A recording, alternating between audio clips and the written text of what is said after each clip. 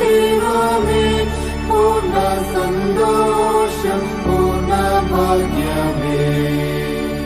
N മക്കൾക്കെപ്പോഴും സമ്മോദം ലഭിപ്പാനായി ഉണ്മയായ നാമെല്ലാം നന്മകൾ നിറഞ്ഞുള്ള നിൻ സന്നിധിയിൽ ദൈവമേ, പൂർണ്ണ സന്തോഷം, പൂർണ്ണ ഭാഗ്യമേ.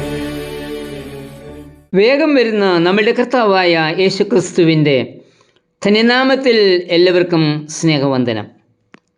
പൗലോസ് തടവുകാരനായി റോമിൽ കേസ് വിസ്താരം നടന്നുകൊണ്ടിരിക്കുന്ന സമയം. ഈ സമയം റോമിലെ ക്രിസ്ത്യാനികളിൽ നിന്ന് തനിക്ക് യാതൊരു സഹായവും പിന്തുണയും ലഭിച്ചിരുന്നില്ല.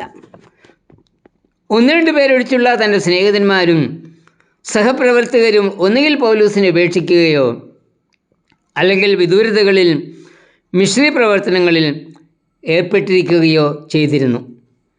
ഈ സാഹചര്യത്തെ ഓർത്തുകൊണ്ട് പൗലോസ് പറയുന്നത്, എൻ്റെ ഒന്നാം പ്രതിവാദത്തിൽ ആരും എനിക്ക് തുണ നിന്നില്ല, എല്ലാവരും എന്നെ കൈവിറ്റു. അതവർക്ക് കണക്കിടാതിരിക്കട്ടെ, കർത്താവ് എനിക്ക് തുണ നിന്നു. 2 തിമോഥെയോസ് 4:16-17 വാക്യങ്ങൾ. ആരും തന്നെ സഹായിപ്പാനില്ലായിരുന്നു എന്നതും താൻ തനിയായിരുന്നു എന്നതും പൗലോസ് ഇവിടെ മറച്ചു വയ്ക്കുന്നില്ല. ഈ വിധത്തിൽ തന്നെ അവഗണിച്ചവരോട് കർത്താവ് കണക്കിടാതിരിക്കട്ടെ എന്നാണ് പൗലോസ് പ്രാർത്ഥിക്കുന്നത്. എല്ലാവരും തന്നെ കൈവിട്ടാലും കൈവിടാത്തൊരു കർത്താവ് ഉണ്ടെന്നുള്ള നിശ്ചയത്തോട് പൗലോസ് പറയുന്നത്, കർത്താവ് എനിക്ക് തുണയായി ഉണ്ടായിരുന്നു. കർത്താവിൻ്റെ സാന്നിധ്യം എനിക്ക് ശക്തിയും ധൈര്യവും നൽകിയെന്നതാ പൗലോസിൻ്റെ സാക്ഷ്യം.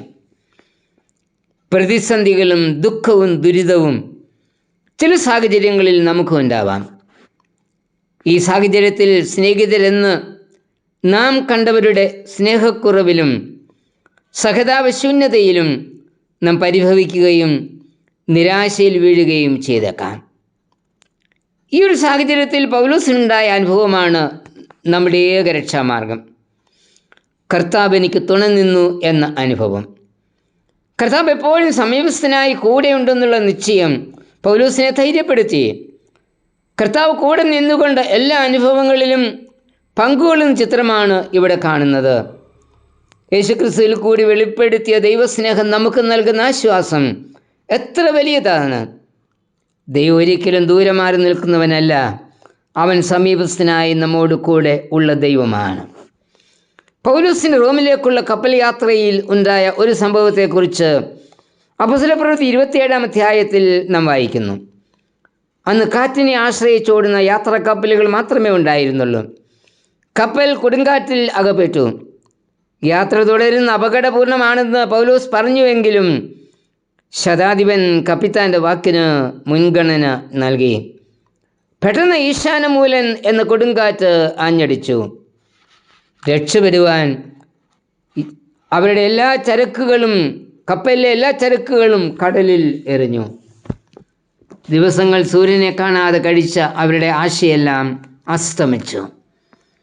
കടൽക്ഷോഭം മൂലം കപ്പലിലുള്ള 276 പേരും പട്ടിണിയിലാണ്. അവരെ പൗലോസ് ധൈര്യപ്പെടുത്തി. പൗലോസ് പറയുന്നത്, എൻ്റെ ഉടയവനും ഞാൻ സേവിച്ചു വരുന്നവനുമായ ദൈവത്തിൻ്റെ ദൂതൻ ഈ രാത്രി എൻ്റെ അടുക്കൽ നിന്നു. പൗലോസെ, ഭയപ്പെടരുത്, നീ കൈസരുടെ മുൻപിൽ നിൽക്കേണ്ടതാകുന്നു. നിന്നോട് കൂടെ യാത്ര ചെയ്യുന്നവരെയൊക്കെയും ദൈവം നിനക്ക് ദാനം ചെയ്തിരിക്കുന്നു. അതുകൊണ്ട് പുരുഷന്മാരെ, ധൈര്യത്തോടിരിപ്പീൻ. എന്നോട് അരുളി ചെയ്തതുപോലെ തന്നെ സംഭവിക്കും എന്ന് ഞാൻ ദൈവത്തെ വിശ്വസിക്കുന്നു. പ്രവൃത്തി 27-23-25 വരെ. ഈ യാത്രയിൽ കപ്പൽ നശിച്ചുപോയെങ്കിലും 276 പേരും സുരക്ഷിതരായി കരയ്ക്കെത്തിച്ചേർന്നു. ദൈവം തൻ്റെ വാഗ്ദത്തങ്ങൾ നിർവഹിക്കുവാൻ ശക്തനാണ്. അവൻ തൻ്റെ ദാസർക്ക് സമീപസ്ഥനായി എപ്പോഴും കൂടെയുണ്ടെന്ന് ഈ സംഭവം സാക്ഷിക്കുന്നു. പൗലോസിന് കർത്താവിൻ്റെ സാന്നിധ്യം നിരന്തര അനുഭവമായിരുന്നു. ഏകാന്തതയിലും പൗലോസ് കർത്താവിൻ്റെ സാന്നിധ്യം അനുഭവിച്ചു. ഏത് സാഹചര്യത്തിലും കർത്താവിൽ ആശ്രയിക്കുവാനും കർത്താവിനെ അനുസരിക്കുവാനും സന്നദ്ധനായിരുന്നു എന്നതുകൊണ്ടാണ് കർത്താവിൻ്റെ സാന്നിധ്യബോധം നിരന്തരം അവനിൽ നിലനിന്നത്. എന്നാൽ ഈ യാഥാർത്ഥ്യബോധം നമുക്ക് അനുഭവപ്പെട്ടിട്ടുണ്ടോ? ഇല്ലെങ്കിൽ അത് നമ്മളുടെ കുറ്റം കൊണ്ട് തന്നെയാണ്. നാം ബോധവാന്മാരാണെങ്കിലും അല്ലെങ്കിലും കർത്താവിൻ്റെ സാന്നിധ്യം നമ്മോടുകൂടിയുണ്ട്. ജീവിതാനുഭവങ്ങൾ ചിലപ്പോൾ നമ്മെ നിരാശപ്പെടുത്തിയേക്കാം. ലോകത്തിൽ നന്മ പരാജയപ്പെടുകയും തിന്മ വിജയം വരിക്കുകയും ചെയ്തേക്കാം. നാം കെട്ടിയുയർത്തിയ ആശാസൗധങ്ങൾ ഒരു നിമിഷം കൊണ്ട് നിലം പൊത്തിയേക്കാം. ദുഃഖത്തിൻ്റെയും ഭയത്തിൻ്റെയും തിരമാലകൾ നമ്മെ മൂടിയേക്കാം.